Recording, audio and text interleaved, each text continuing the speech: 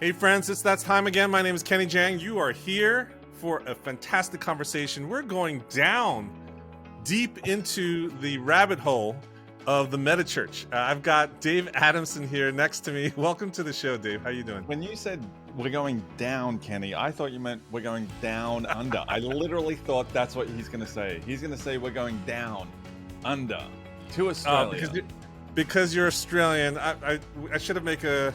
I know this is one of your pet peeves, or this is what every Australian pet peeve is, right? It's talking about either Outback Steakhouse, your national cuisine, or right, saying I'm going to put a shrimp on the Barbie for you, or Lord. One of those things. Well, only for it's only cliched for Americans who are over 50, because otherwise. Everybody under 50, nobody knows what a shrimp on the Barbie is. Nobody knows where that comes from. When was that ad run, Kenny? That was like the 80s. Probably. That was pre-YouTube. Absolutely. Well, thank goodness for the internet, because we're sitting here on two different continents, literally across the globe from each other. And today we are here for the second episode of this season's podcast, where we're going to explore different aspects of meta church, and literally this is what we're talking about, using video to connect with each other. Today, great conversation. I think that we've focused on YouTube. There was a phrase that you say, YouTube your church, is something that everybody should be doing today, and we're going to dive deep. We're going to go down deep, down under, with Dave Adamson. First, before anybody gets too far into this troublesome mess, why don't we share for the few that remain and don't know who you are, Dave? Give us a little bit, an elevator pitch, a quick elevator pitch of who you are, and tell us about this book, Meta Church, that you just came out with. Well, I was the 8th online pastor in the world back in 2008 when I joined a church in New Jersey, where you are right now, called Liquid Church. They were a forward-thinking church that decided, hey, we need to get some online stuff happening. And so they hired me from a TV station over here in Australia, where I was a sports reporter for our version of ESPN Sports Center. And I moved my family in 2008 to New Jersey, of all places. Crazy. That's where you and I first met, Kenny, in New Jersey, other side of the world. And then 2013, I moved down to Atlanta to join North Point Ministries, where Andy Stanley is the lead pastor, and I was the online and social media pastor there for about 7 years. And then I've since moved back to Australia, and the book that you're referring to is literally everything I have learned. People ask me all the time, how long did it take you to write that book? And I say it took me 14 years, because in those 14 years, I had to figure out online church, build ministries, fail immensely, dust myself off, and try again. And obviously it took me 14 years to get surrounded by some key people in the online space who helped make a lot of what I did possible. And I've included a lot of them in the book, in chapter 18 of the book, which is my favorite chapter, because I didn't write any of it. People like yourself and a lot of really smart people that got involved to write that last chapter. I love it. I feel like I should know the page numbers that I'm on, but today we're gonna being humble. Today we're gonna talk about one of the topics you do tackle in the book, and that's YouTube. There's a whole protocol, and there's all this complex workflow type of approaches that we're doing. But I just want to, go back to do not pass go. Let's start at square one. And just address this question, because I think people get that churches need to be on YouTube, just in this like larger sense, but it's almost like when we talk about my church, that it's not my own thing. Like it's not something that we are ready to do. So why don't we just start with square one? Why should churches be on YouTube? Like, what's the most compelling argument? I think there's probably a laundry list that you can order by height or alphabetical order, or there's like 6,000 reasons why people should be thinking about putting churches on YouTube. But if you had one argument, one discussion point to go in to a pastor and talk to the leadership, what would that be? Well, it's funny when Jesus was asked to sum up all of the Hebrew Bible into one commandment, he said there were two. And so I just want to follow Jesus and say there are two. Okay, can I just say there are two? I can't will it down to one. The very first one would be this, and you know this, and your audience is smart, and they know this as well. That YouTube is the second biggest search engine in the world, owned by the biggest search engine in the world. So that alone should be a compelling argument for why churches should be there. Because if churches want to have their content found, if they want to be discoverable online, then YouTube is the place for them to do that. It's where people are going to find answers for absolutely everything. When somebody gets online and is searching for answers to the big questions they're facing in life, or the small questions they're facing in life, everything from fixing your car to fixing your marriage, people go to YouTube for that piece of content. So that's one of the reasons why I think churches should be on YouTube.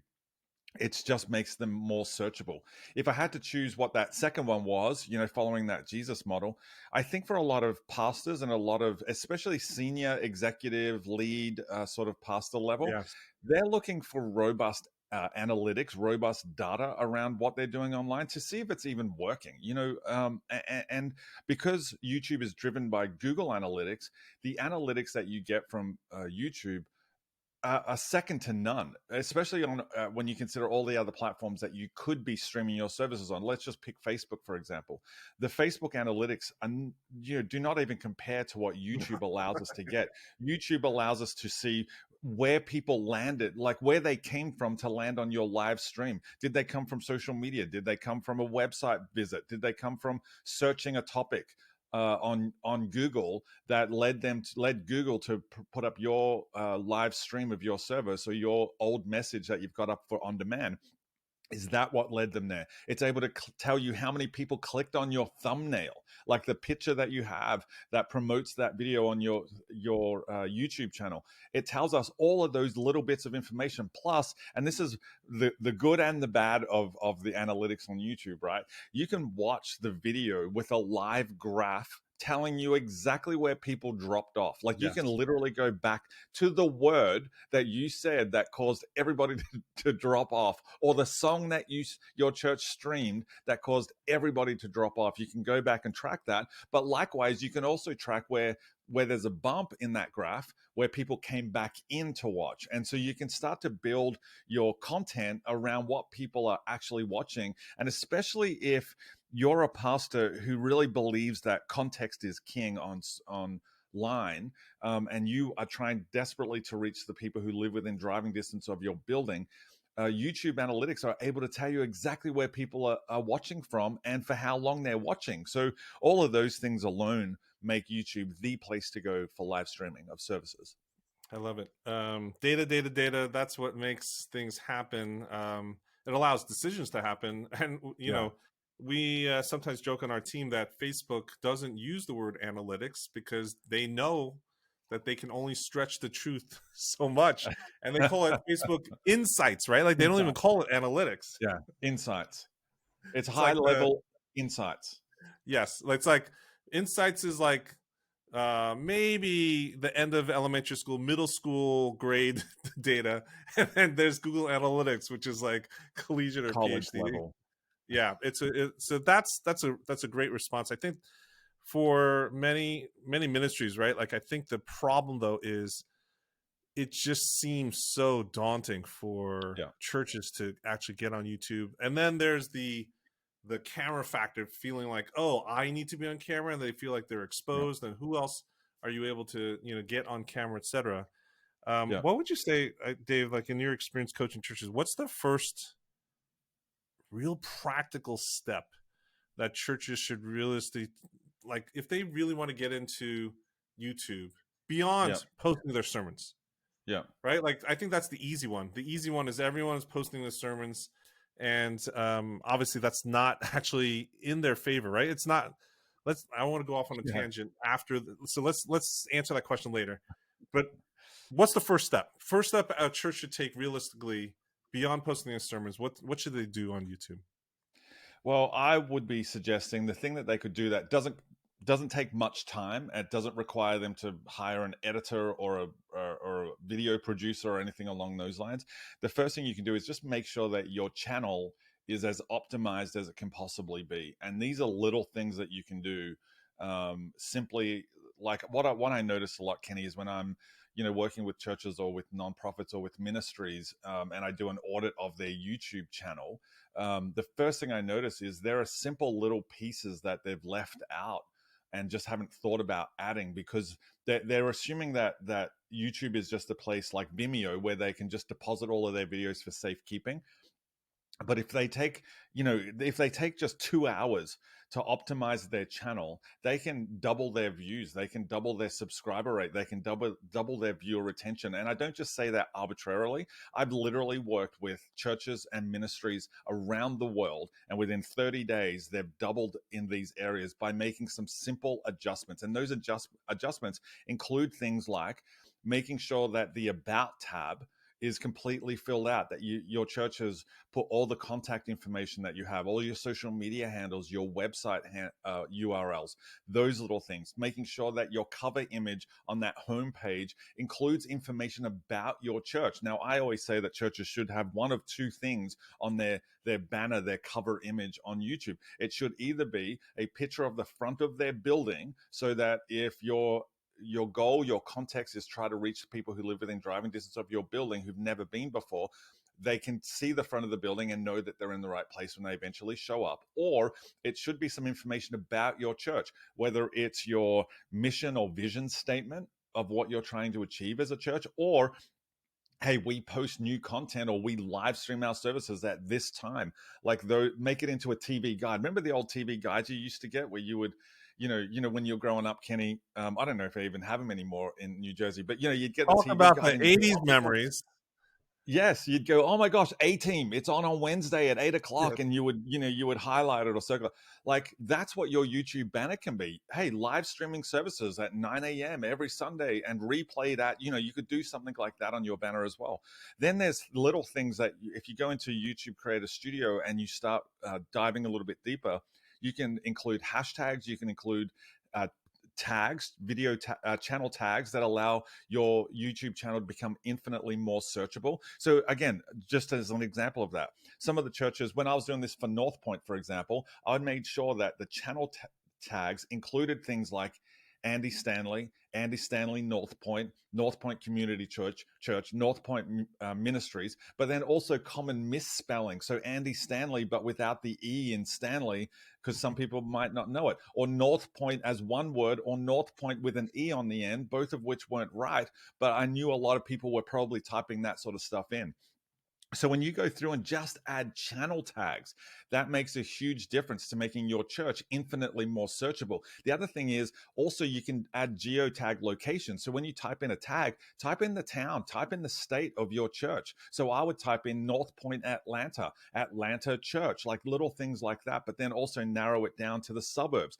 North Point, Alpharetta, North Point, Forsyth County. We would do things like that as well to make sure that the people who are living within driving distance could find our content when they needed it in their moment of greatest need. So even little things like that make a huge difference. And we haven't even talked about repurposing or getting into video content, doing extra video content midweek. These are things that only take a few minutes to do that can make a huge difference to the viewer retention of your YouTube content. Plus, also you add playlists to your homepage. Like, all of these things don't require a lot of experience working with YouTube, and they certainly don't require any video experience. These are something you can give. You could probably give somebody in your high school ministry the job to do this as a volunteer. It doesn't require you to be a huge church. It just requires you to have a little bit of time and one or two people resources. That's fantastic. I do think that many people, again, miss that optimization part that you're talking about. And there is a basic regimen, a checklist of things that you should be taking care of, like Correct. you said, the cover image and all that kind of stuff. That it's kind of like, let's get your house in order first. And what you're saying is that actually provides a bunch of traction up front. Yeah. That Yeah.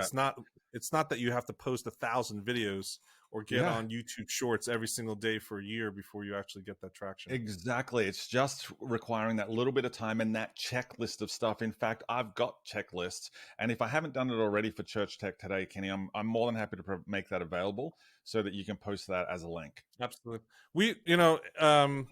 Well, they should pick up Meta Church, the book, because the Meta Church has a bunch of stuff in there. In fact, some of the exploded diagrams of more of the workflows and stuff like that. I think that really. Why don't you can you open that book and show people who are watching this video one of those workflows just to show, because I don't think that's typical in a book, or at least in the church genre to begin with, and just to show how tactical, practical you have been in showing people, to give them a little bit of fodder to work with so that they Yeah. can make it their Yeah. own Yeah. afterwards.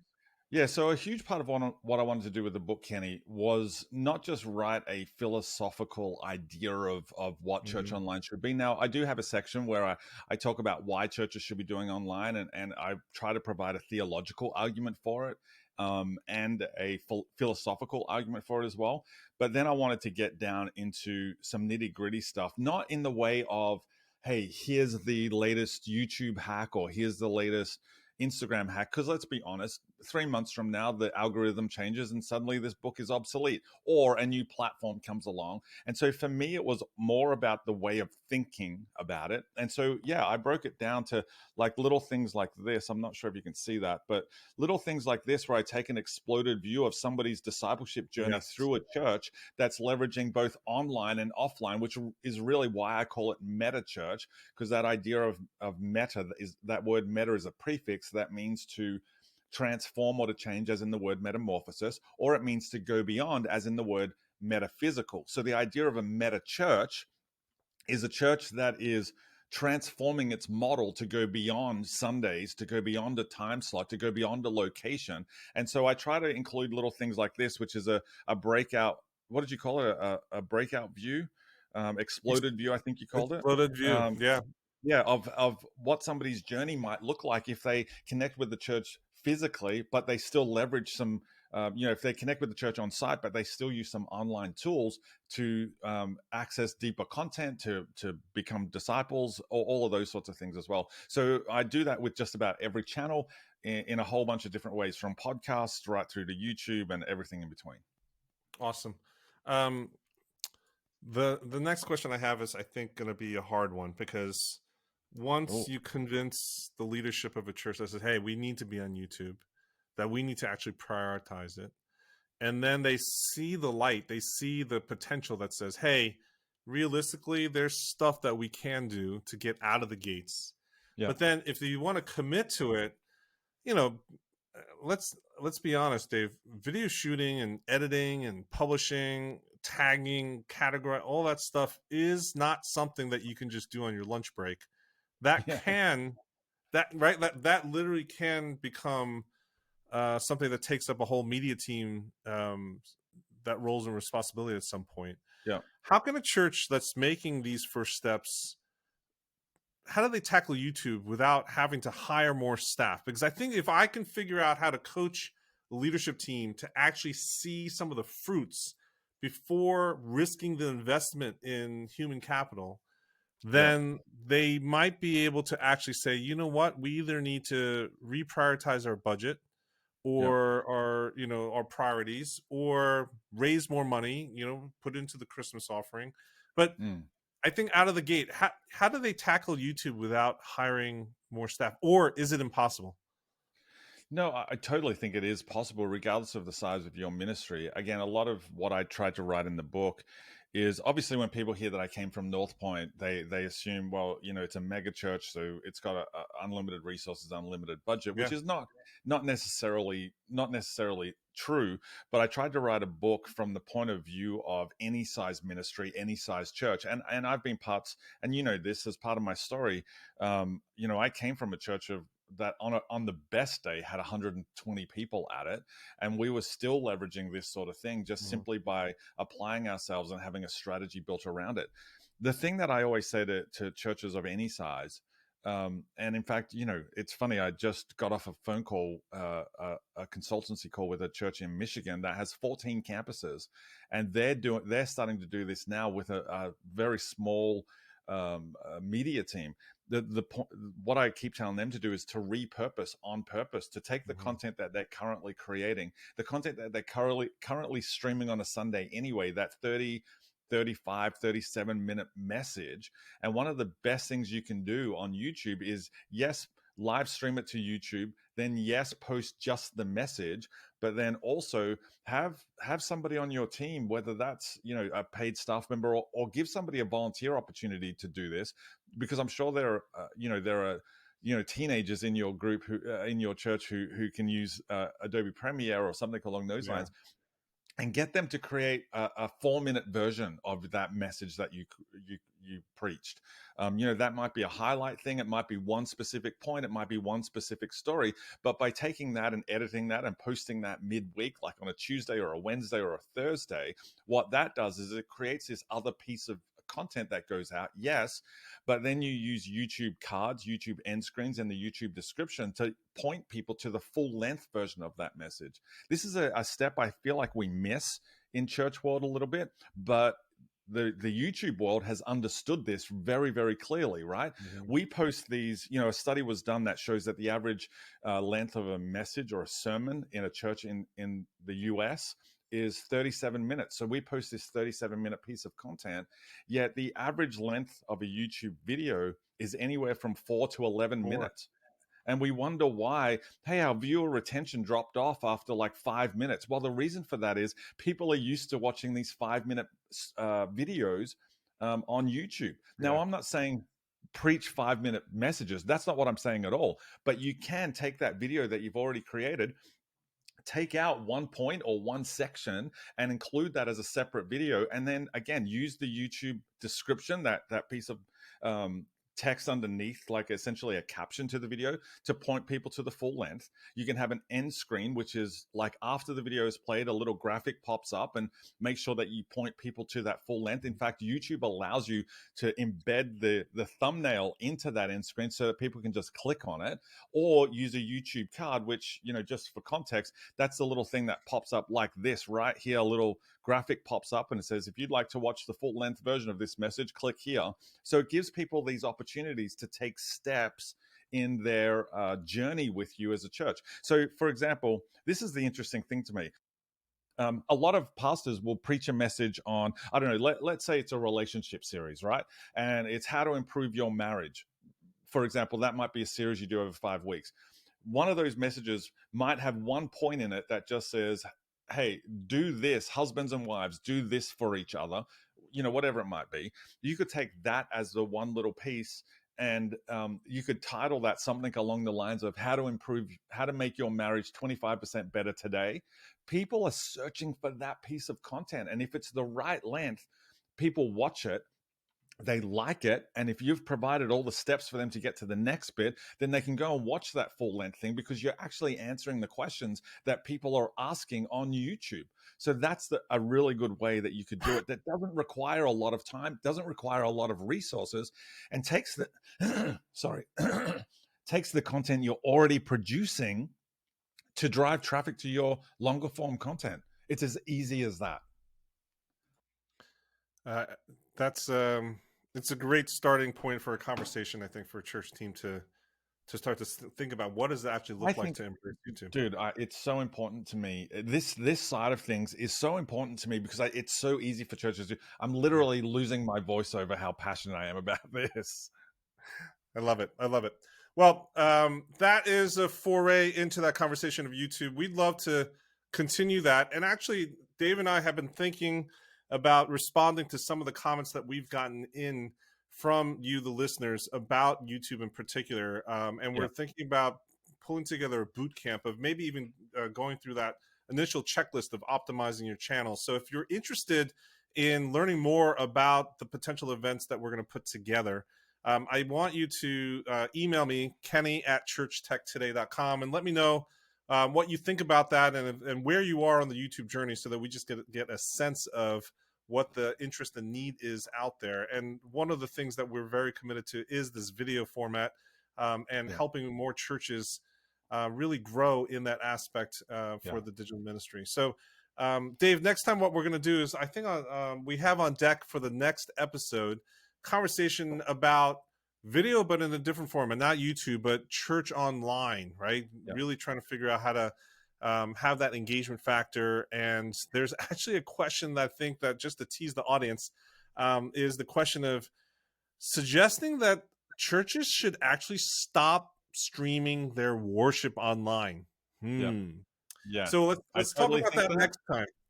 Yeah, I'm looking forward to it. I totally think that stopping streaming your worship, and obviously we're talking about the musical portion of your service. If you stop streaming that, you would get more views and more viewer retention, and potentially drive more on-site attendance. Well, if that isn't a tease for the next episode, I don't know what is. So we'll leave it there. Today we talked about YouTube. Again, if you want to reach out to me, let me know where you are on your YouTube journey, and we'd love to figure out how we can help resource you even further. Kenny at ChurchTechToday.com. Make sure to pick up the book Meta Church wherever books are sold, online or in person. And we'll check out here next episode of the Church Online Podcast. Well, I hope you found value out of today's conversation. This podcast is made possible by our friends at Faithlife. Faithlife has been using technology to equip the church to grow in the light of the Bible for 30 years. Since 1992, Faithlife has developed a full suite of church management tools, academic study resources, smart digital books, and Logos Bible software, all part of its integrated ministry platform that automates tasks and simplifies workflows. For more information, visit faithlife.com. Till next time, remember, be social, stay social.